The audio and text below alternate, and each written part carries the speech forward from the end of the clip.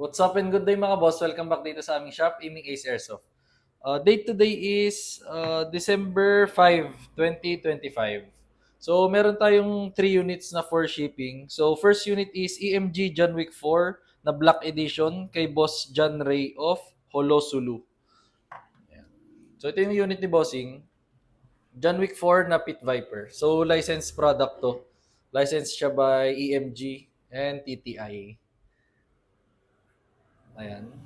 John Wick 4 na Pit Viper. So, full metal. And then, may magwell siya. Ayan. Then, working tong mga beaver tail or grip safety. Then, thumb safety. Ayan. Then, napaka-solid ng markings dyan ng TTI. Fiber optic na rin yung front sight. Then, kabilang side is ito. So, ayan. Meron siyang markings dyan ng Pit Viper. So, out of the box is may kasama siyang license card. Ayan. So, EMG is high-end na brand yan. Ayan. Then, ito yung kabilang side.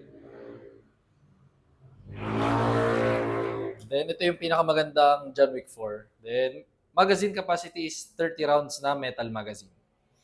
Proceed tayo sa next unit. Double Bell 303 kay Boss Aaron of Pampanga. So, Double Bell tsaka ENC. Yan, itong dalawang sunod na unit is nasa budget meal na folder lang din natin yan. Then, Double Bell 303. John Wick 4 na Pit Viper din. Then, may kasama siyang gun case. Ayan. Then, ito yung kabilang side. Full metal yan. Then, naka-fiber optic na rin yung front side. Then, ang mga John Wick na na double bell is may kasama siyang Continental card. Ayan. May kasama siyang ganyan. Tsaka itong Continental coin.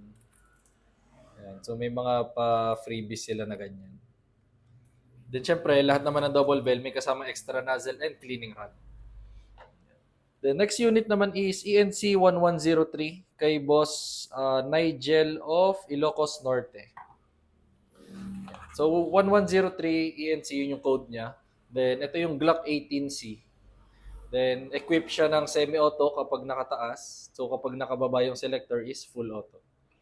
Maganda naman sa ENC is yung markings niya talaga.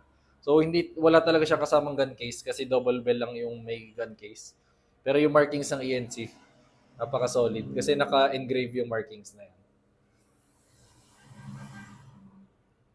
And kabilang side.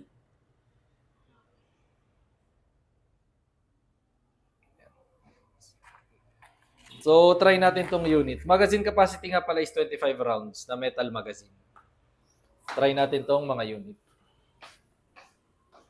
So, first unit natin itatry is itong John Wick 4 na Pit Viper by EMG.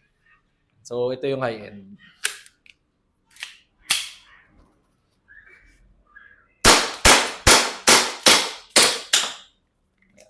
So, naubusan lang ng gas. Lagyan natin.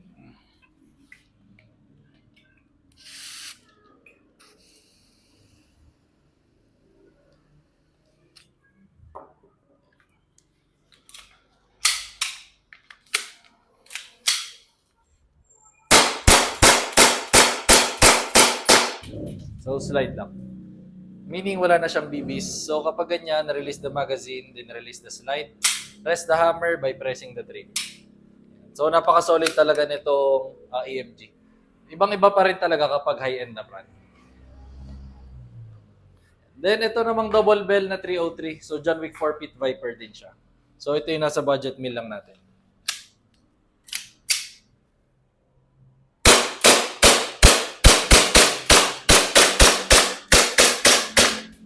So, slide lang.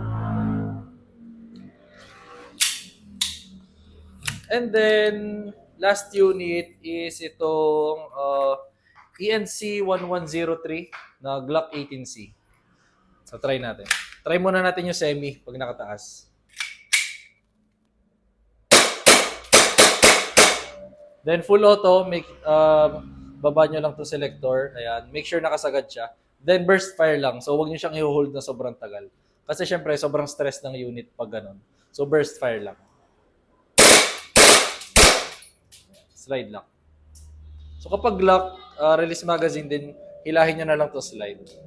Then, rest the hammer by pressing the trigger. Then, balik to na semi. So, ayun lang guys. If may inquiries kayo sa page namin, if may inquiries kayo dito sa mga units or sa lahat, message lang kayo sa aming page, Aiming Ace by CJO. Thank you.